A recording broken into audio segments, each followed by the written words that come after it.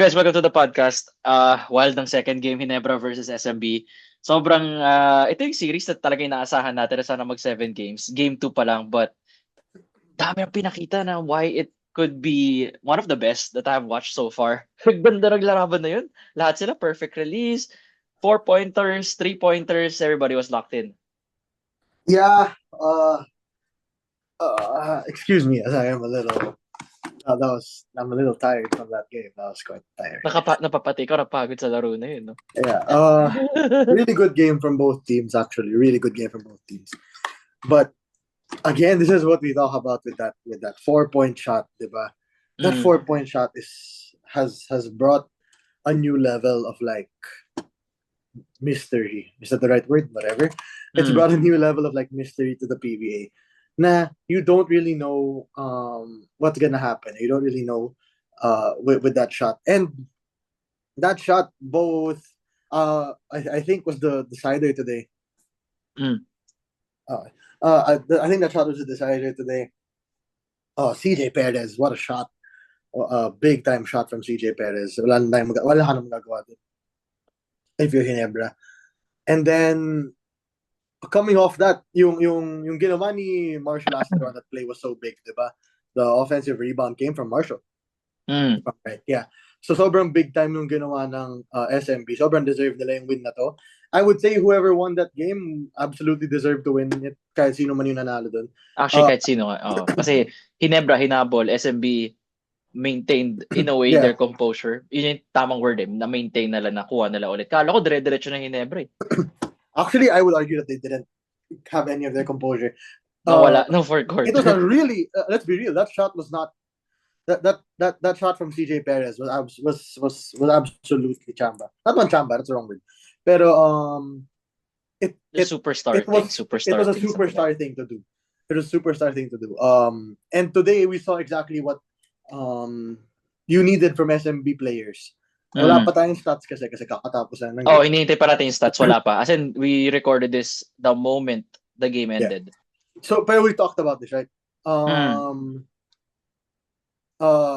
If you're Terrence Romeo and if you're SMB, kailangan mo si Terrence, kailangan mo si CJ na they need to play well. And that's what they did today. CJ Perez, sobrang ganda na laro niya today. Terrence Romeo, mas lalo. Terrence Romeo. Di ba naghahanap tayo ng third option? Sino outside Junmar, CJ, and CK, yung next guy in line? Kasi kailangan nila yun eh. Na shot creator. Terrence Romeo, ganda na laro ni Terrence. In the overtime, he hit a 3, he hit a 4. He basically won them that game if you're Terrence Romeo. Also big time was obviously you can't forget Junmar. Yes, Junmar. Ginebra's doing a pretty good job, dude. Ginebra's doing a pretty good job on Junmar Fajardo. Pero today, we explained this, diba, na don't make Anusike find his own shot. Hanapan mo si Anusike. Hanapin mo siya. Ganun ang ginagawa ni Junmar. Set him up. And that's how, and a lot of what Anusike scored on today was an offensive rebound na putback or a drop-off pass from CJ Perez. Yung mga ganun. You don't need to make him get his own shot kasi nahihirapan nga siya eh. Now today na Mario, akala ko nga papatalo nga ni CK yung laro na yun eh. Remember in the fourth quarter, he was hitting his attempt siya ng 3-pointers, iniiwan siya ni Brownlee, nagsasag si Brownlee. Sabi ko, gago, pag natalo SMB, CK may kasalanan dito, pinipilit niya yung mga tres. Again, pero hindi naman, thankfully nanalo SMB, di ba? So, walang blame kay EJ. Here's my thing, like, even if SMB won this game, I will still stand on the facts that he is not the import for SMB. Kasi again, you just mentioned it and you're right on it. Na he 100% could have lost them that game, taking pretty bad shots, not one bad shots, but then taking shots that he wasn't making in that fourth quarter. Like, di niya strength na last 3 minutes, last 2 minutes sumitira ka rin ganun. Again, yung gusto ka ng kalaban eh. Di pa rin siya fit. Kahit nanalo pa sila, kahit manalo pa sila sa series na to, di pa rin siya fit sa SMB na to. Aside from that, going to Ginebra, honestly, really good game, I think, from Ginebra. Parang alam mo, ayaw nila magpatalo, and nobody wanted to lose this game. Ganda. It It was was a a treat for us Scotty. fans. Yeah, Scotty was playing very well. Si RJ lang medyo maalat today, no? RJ was RJ, maalat today. especially on defense. Yeah, so what happened was, I know the exact time this game turned in the Okay. overtime. I remember it. I remember what exactly happened. It Oh. was a 3-pointer by Stephen Holt to put Ginebra up 117-114. Okay? Next possession, Ginebra's defending. RJ Barrientos gets caught on the screen. Terrence Romeo hits a wide open 3-pointer. Tie Mm-mm. game. Tie game. After that, you're going down. If you're Ginebra, you're trying on offense. RJ Barrientos gets a wide open shot. He misses it from 3.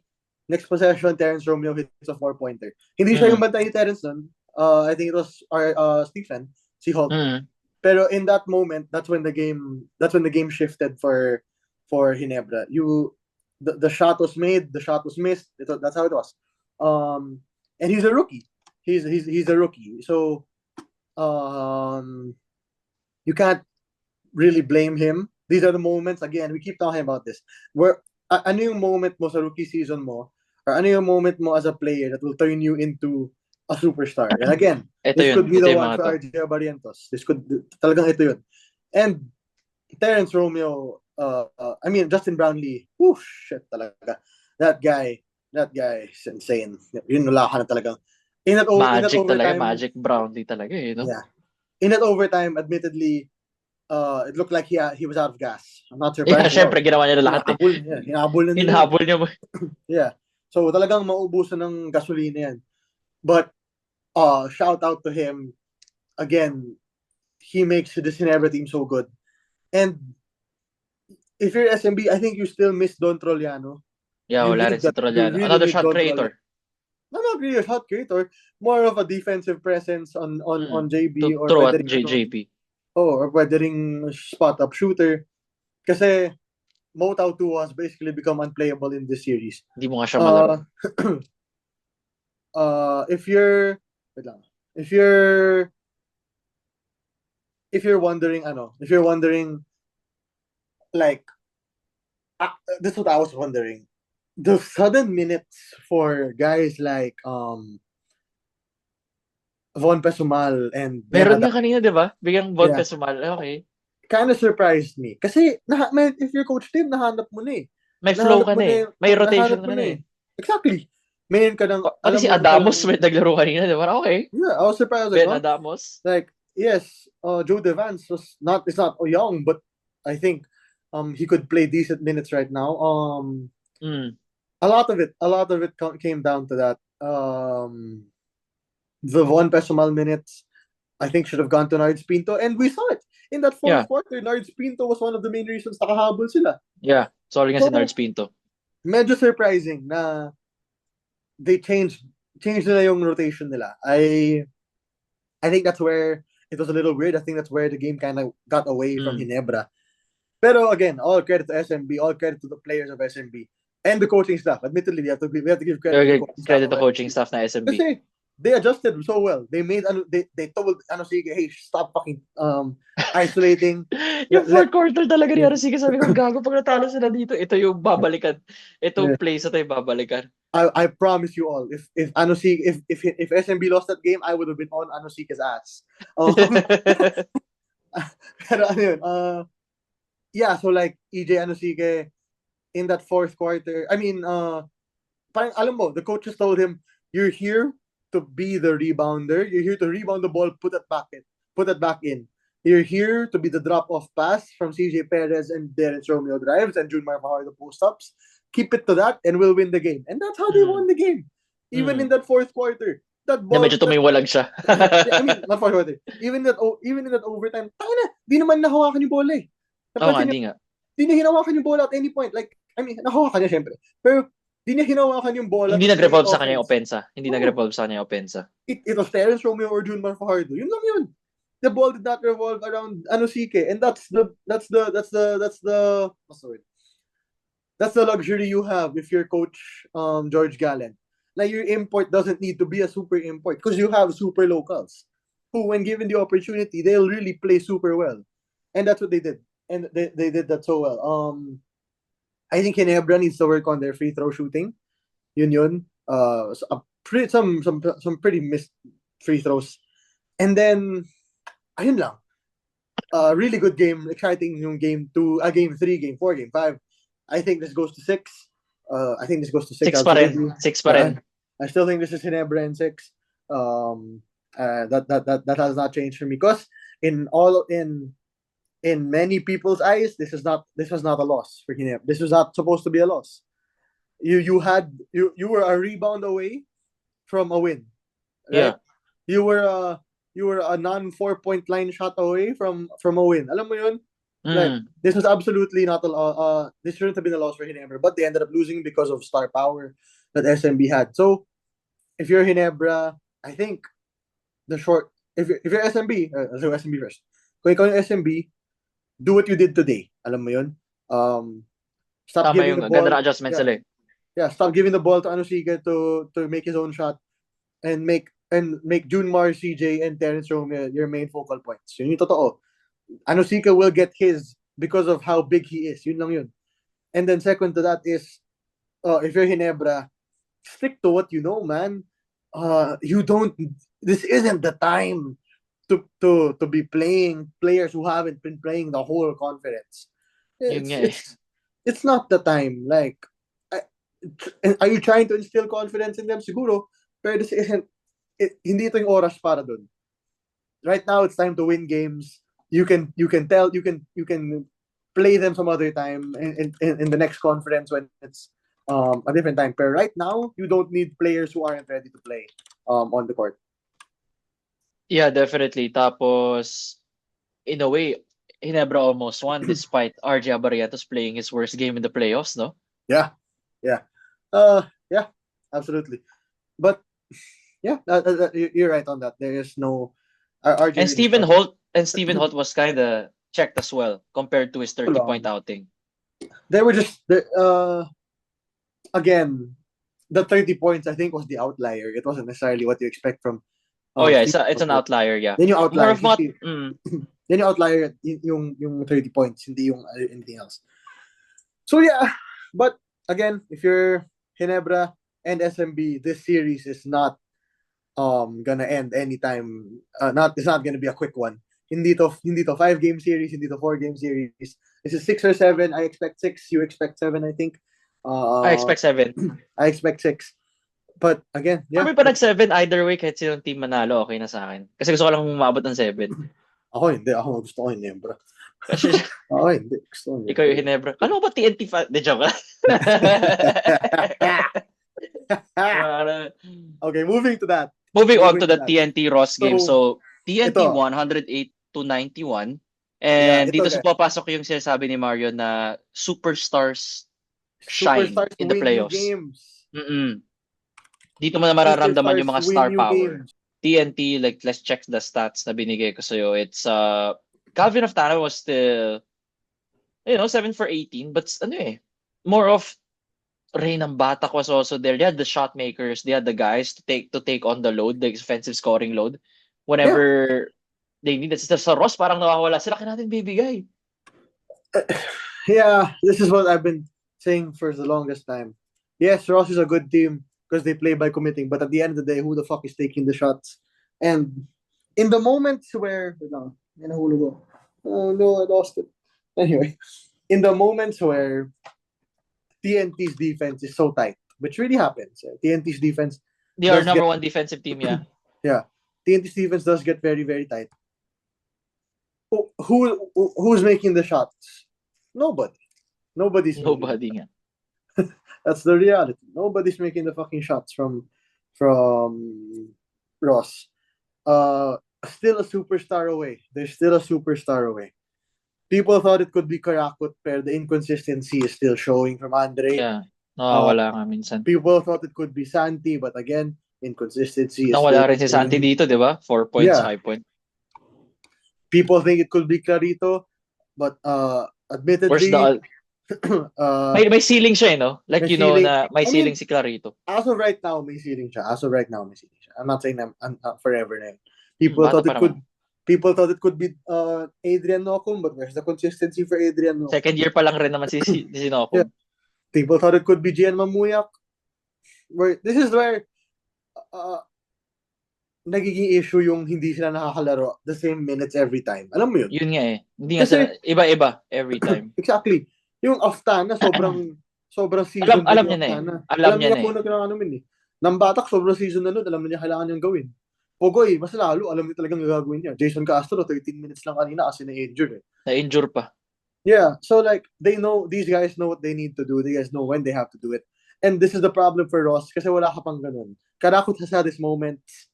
He really has had his moments. Pero there are times where he just doesn't look where hindi pa siya superstar level. That's basically it for Ross. You need to find a superstar. And for TNT, okay, let's be real. Calvin Oftana still shot like shit. 7 for 18. Medyo shit nga rin eh. He Pero still still, shot di like ba? shit, guys. Pugoy still shot like shit. He was 3 for 10. Pero yung nang Batak yung difference. I think this is Si Ray na yung difference talaga. di ba yung thumbnail natin yung well, yung supposed thumbnail natin was yung tangin ng Do You Miss Me, Ross. Ross. And maybe, yeah. Honestly, yeah. Jason Castro admitted it kanina. He said it, I heard it during the thingy, na Reyna Batak Reyna Batak has helped him a lot this season. Kasi, ang daming nawala yung playmaking duties ni Jason, di ba? Parang, Ray can play make. Ray can be the one to do it. And until now, that will continue on for a while. Jason got hurt kanina, but Rain or Shine still look good. Ay, TNT. You mean TNT? Yeah, sorry, TNT. Yes. Even Kim Rin picked up the slack. Kim Rin yeah, played really well a while ago. Yeah, Kim is actually a pretty good player. It just really depends on the minutes. But this is what we keep saying. The teams that lost today, yung Ross natalo, because their superstars are not really, they don't have a superstar. Yung Ginebra natalo kasi pinalaro nila yung hindi talaga dapat pinapalaro right now in the playoffs. Yes, pwede kang mag-magic bunot. Pero sa second quarter, magic bunot, up ka ng 2 or 3 points. Magic bunot pa ba tawag dun? Alam mo yun? Hindi, baka siguro gusto pahinga yung ibang players. Sige muna, pahinga muna natin to. Di yan magic bunot, patalo bunot. Yun po. Ayun, for TNT, it will revolve around their star power. For SMB, it will revolve around their star power. For Ginebra, it will also revolve around their star power. Ross, I think, needs star power talaga. It could be Clarito in the future, but as of right now, in this moment, wala. Hindi pa. Yeah. And add ko lang to, I think you also agree with me dito sa part na to. Sige, si Fuller, hindi siya pinalaro ng fourth quarter. This is where you see na limited talaga. Na lang siya, exactly. para siyang key cog lang in a system. Hindi siya yung akin na yung bola, ako nagagawa para sa atin. Exactly. Rebounder lang siya. Para siyang Sike na less aggressive. With respect to para siya. Ayun, kita mo dito yung limitations ni Aaron Fuller. And kita mo dito yung limitations ng Ross roster in itself. I still think this goes 6 pa rin. I still think this goes 6. TNT in 6 ka. I still think it's still TNT in 6, maybe 5. Because I think Ross has to take a game. I really think Ross will take a game. They could take a game, yeah. This is like I don't know, this is like a joke in the Valorant community or in many communities. Alam mo yung power of friendship. Power of? Friendship. Parang ano yung power of friendship? Yung Ross, diba? Kasi sobrang mag-friend sila. Like very slam dunk. Yeah, Ross is trying to win with the power of friendship, and it will win you a game. It will win you a lot of games in the regular season. But when it comes down to it, you need those killers talaga in games, and that's what I think Ross is still kulang. Yeah, and not only that, ang ganda yung babalik na sa depensa ng TNT, no, they made Ross. Ross had 16 turnovers to just the 10 of TNT. So you see the discipline. Everybody was locked in here, and iba talaga may RHJ bro sa lineup. Oh yeah. Na two-way potential talaga. Siya yung nag-facilitate sometimes, diba? Even though na he only had 2 assists. Pero yeah, siya yung nagde-determine, okay, mga secondary assists niya, mga hockey assists niya was really beneficial for Ross. For TNT. Yeah. NBA talent is NBA talent. Tsaka add-on ko lang. Mukhang pagod yung Ross today, in fairness. Parang sila pa yung pagod. Di ba? Parang Sila pa yung parang... napagod sila today. As in, like, they look sloppy as hell. Um, they Mamo look. din make a shot pala. 0 for 6 on si Mamo. Where is that file? Here, sorry, I found it. Mamu did not, Mamu tuloy. Ross looked tired today, and kita mo naman, fast break points nila 13 lang eh. And that's their whole thing. Yeah, they look Mas marami tired ulit today. fast break points ng TNT. And yeah, they look really bad today. Also, their turnovers weren't good kung ikaw yung Ross. How many who had the most? Tig-3 sila. Oh. Tig-3 sila. Si Tig-3, Nokum, 3, 3, 3. Clarito, Fuller. Yung mga ball handler sila. Oo. 3-3. Yung TNT nga si RHJ lang, yung may 4 eh. Eh siya, lagi may hawk. Yeah. So, if you're Ross talaga, you will win a game. You will win maybe 2 with the power of friendship. But if you in the next coming conferences, it's time to get a star, dude. It's really time to get a star. So many people will take your players. Oh, like siguro you have 2 for a star? Like, diba, Yeah. give 2 or 3 So of your many players for like a people will superstar. give Felix Lemeti and who let's say give Felix Lemeti and Leonard Santillan for for trying to think of which team would give up their star right now.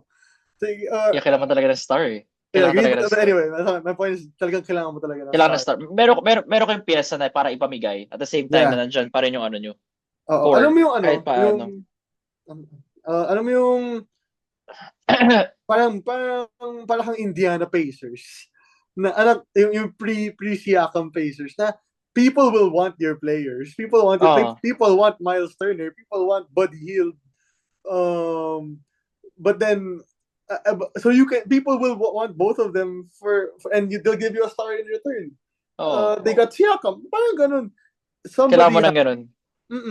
Kailangan mo ng ganun. You really need something like that if you're pwede kang I think what would be really good would be maybe Santillan Lemeti or Santillan Karakot for Christian Stan Hardinger. Yung mga ganun. Pwede. Kailangan ng terra firma yun. Kailangan nila ng ng depth. Good C-Stan sa maybe, Roswell nun or maybe Datu and Nokum for C-Stand. Pwede pa. Actually. Yeah, kasi Terra Firma will be able to get may pieces sila dun eh. Meron sila mga ano dun. May Wami na sila, may Stanley Pringle sila, may up and coming silang ibang players. Yung Paolo Hernandez looking good yun. Gets ba? So like you just need you can do that in that aspect. You really need to start that guy who will say, okay, the defense is so clamped. Didiretso ako sa paint, didiretso ako titira. Yun yung ginawa ng TNT kanina. And yeah, so you really need to start. Sorry, I keep going back to this point. But yeah, all games today, you can define all of it. You can define all games today by star power. Literally all games today you can define by star power talaga. SMB won because CJ Perez and Terrence Romeo are absolute stars. When they can be. Or when they're given the ball, when they're given the ball. Mas marami ng touches si CJ ngayon, no? Mas marami siyang touches ngayon, mas ramdam mo siya ngayon. It was really part of their game plan. Yeah. Ginebra could have won this game because they gave it to their star in Justin Brownlee and Scotty Thompson. TNT won this game because of their star shooting in Oftana, shot like shit pa rin. Oftana and Pogoy, and you still had RSJ. Ross lost this game. Si Nambatak yung naging main difference. And Ross lost this game because they really don't have that star yet.